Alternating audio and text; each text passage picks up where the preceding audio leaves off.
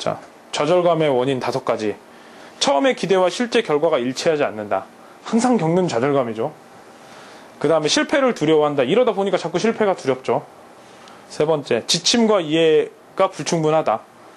우리가 내려준 지침이나 그런 얘기들을 이해가 잘 안 되는 경우가 많죠. 그 다음에 개인적인 실패를 두려워하고 팀의 발달 과정에 있어 적응 방법을 제대로 훈련받지 못한다.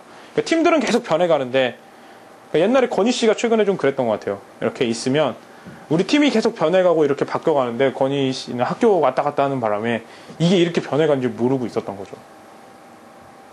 네, 이런 것들. 그렇죠?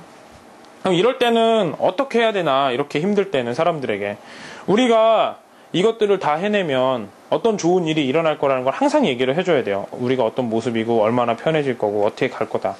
그러니까 뭐 저랑 승혁이 형이 계속 제가 승혁이 형을 피드백하면서 12월 이후에는 어떻게 될 거다. 그렇게 되면 어떤 모습이 보일 거다. 뭐 이런 내용들을 계속 얘기를 해줘야겠죠.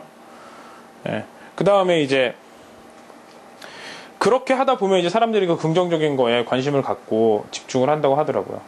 그러니까 항상 모든 일을 할 때, 또 모든 걸 기획을 할 때 이렇게 역순으로 하면 좋아요. 이게 이루어졌을 때 사람들이 얼마나 행복하고 얼마나 혜택을 많이 받고 얼마나 좋을지에 대해서 항상 생각을 한 다음에 그 모습을 먼저 상상을 해요. 멋있게. 그러니까 그런 모습이 상상이 잘 안 될 때는 되게 행복한 영화들 있잖아요. 행복한 영화나 행복한 글들이나 아니면 검색을 해서 행복한 모습들을 잘 봐요. 아니면 아주 멋있는 모습들이나 이런 것들을 다 집어넣은 다음에 그 모습을 조합을 해서 그 행복한 상황을 만드는 거죠. 그렇죠? 그냥 뭐 얼음물에 손가락이 닿다 이거보다 얼음물에 손가락이 들어가서 그 피부에 막 이렇게 그 바늘로 찌르는 듯한 아픔이 있고 손이 막 뭐 이렇게 굳어지는 것 같았고 결국에는 감각이 없고 나가니까 손이 막 뜨거운 듯한 느낌이 들었다. 이거랑 얼음물에 손가락 집어넣는 거랑은 틀리죠. 이런 느낌까지 완전히 살아나게 느껴가지고 얘기를 해주는 거죠. 생생하게. 그러니까 리더들이 보통 이런 걸 잘 하시더라고요. 그래서 듣고 나면 아 내가 이렇게 살면 안 되겠구나 라는 생각이 들더라고요. 이렇게 이제 좌절감을 떨치는 거고, 자, 그 다음에 이제 변화를 가속하려면은 일단은 문제의 실수도 공유를 해요. 어떤 회사는 그렇대요. 내가 실수를 할 때 배를 누른대요. 나 실수했다고. 그래서 뭐 실수했는지 바로바로 얘기를 한대요. 가지고 있는 게 아니고 아 내가 혼자 해결해봐야겠다 실수한 거니까 이게 아니고 실수한 거에 대해서 바로바로 얘기를. 그러니까 저희가 무슨 일이 있어 잘못됐을 때 항상 제가 피드백을 하는 건 이렇게 하는 것 같아요. 이게 잘못될 조짐이 언제 보였었는지, 잘못됐다고 생각을 하고 잘못된 결과가 나왔을 때 무슨 행동을 했는지, 이 2가지를 항상 물어봤던 것 같아요. 이게 아마 이 실수를 공유하려는 생각이겠죠.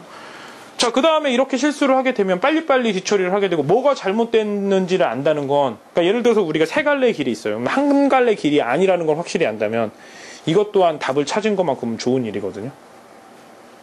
그렇죠? 그렇게 되면 이제 그 경우의 수가 줄어드는 거잖아요. 그러니까 그런 실패를 항상 축하를 해주는 거죠. 대신 이걸 질질 끌고 있으면 안 되겠죠.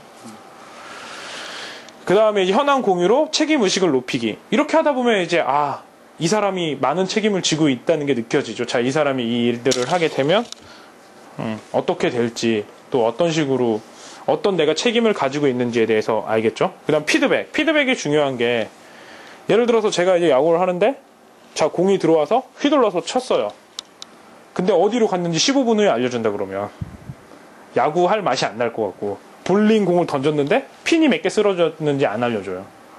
그럼 2번째 공은 어디에 던져야 되는지 모르잖아요. 그래서 이런 정보 공유의 피드백은 빠르면 빠를수록 좋아요. 잘못했다. 그러면 이 정보 공유의 피드백이 빠르려면은 어떻게 하겠어요? 질문을 하면 되겠죠. 지금 뭐 하고 있고 언제 끝날 것 같고, 이런 질문들을 수시로 하는 거죠. 시간 날 때마다. 그럼 피드백이 빨라지겠죠. 그 다음에 문제점도 공유하게 되면 문제를 해결할 수 있고 그 과정에서 신뢰성이 향상이 된대요. 당연하겠죠. 그 다음에 이제 경계를 확장하기. 아까는 이제 저번 이제 넥스트 레벨 기술에서는 제일 처음에 정보를 알려줬고, 그 정보를 알려준 다음에 판단을 하려면 그냥 다 판단하라고 하면 어려우니까 어떤 경계를 설정을 해줬잖아요. 이 사람이 판단하기 쉽게. 그 옛날에 그 모내기 같은 거 할 때도, 아니면 작은 씨를 할 때도 그 씨앗을 심을 때도 작은 화분에 심고 큰 화분으로 옮겨주거든요. 이런 이제 이 경계를 확장을 해야 돼요. 이제 어떤 경계에서 일을 하는지를 알았으니까 그럼 어떻게 하면 경계를 확장시켜 줄 수 있는지, 그 경계를 확장한다는 것 자체는 업무의 자율성을 부과를 해주는 거죠. 보면 자유가 있어야 의사결정을 할 수 있다. 뭐 당연한 얘기겠죠. 자유 없는데 의사결정 못하죠. 그러면 이제 여기서는 이제 파워 목표라는 말을 써요. 그 파워 목표를 정하면 그 파워 목표에 맞게 이제 그 경계가 생기는 거죠. 경계가 커지고 부드러워지겠죠. 그 파워 목표는 뭐냐? 우리가 정확한 목표가 중요하대요. 첫 번째, 우리가 성취하고자 하는 목표를 정확하게 알고 있는가? 그러니까 제가 지금 이걸 써본 게 이번에 뭐 월드 오남영우의 기획을 할 때 우리의 정확한 목표는 뭐다. 이 사람이 어떤 서비스를 받고 어떤 느낌을 받으면 되는 거다. 스터디 할 때, 우리 블로그 할 때도 목표가 명확했잖아요. 우리 입장에서는 어떻고, 보는 사람, 듣는 사람 입장에서는 어떻다. 이게 명확하다 보니까, 이 철학으로 계속 끌고 가다 보니까 시간이 지나면 지날수록 복리로 쌓이게 되는 거잖아요. 우리가 하는 그 정확한 목표가 뭔가. 그럼 내가 지금 일을 하고 있는데, 일을 할 때 물어보는 거예요. 아, 내가 이 일을 도대체 왜 하는 건가? 모르면 바로 질문을 하면 되는 거죠. 이게 가장 중요한 거죠. 이거 모르고 일하면은 일할 의미가 없는 거예요. 그럼 스스로 판단을 내릴 수가 없어요. 정확한 방향을 모르니까. 예를 들어서 뭐 지도가 없다 하더라도 저 산이 목표라고 하면 저 산을 바라보고 가다 보면 뭐가 생기면 좀 피해 가더라도 저 산 쪽으로 갈 수가 있잖아요.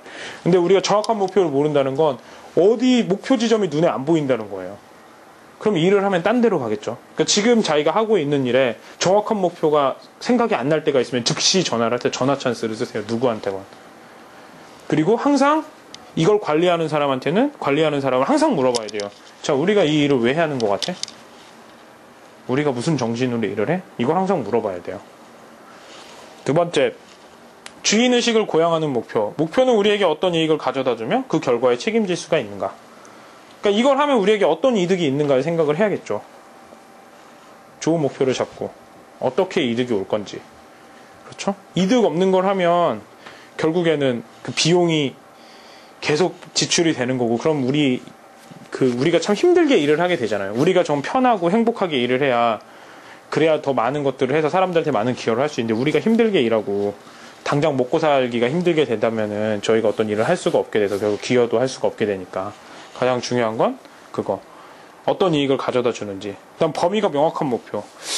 자, 우리가 이걸 측정을 할 수가 있는지. 측정이 가장 중요해요. 시간 안에 끝낼 수 있는지.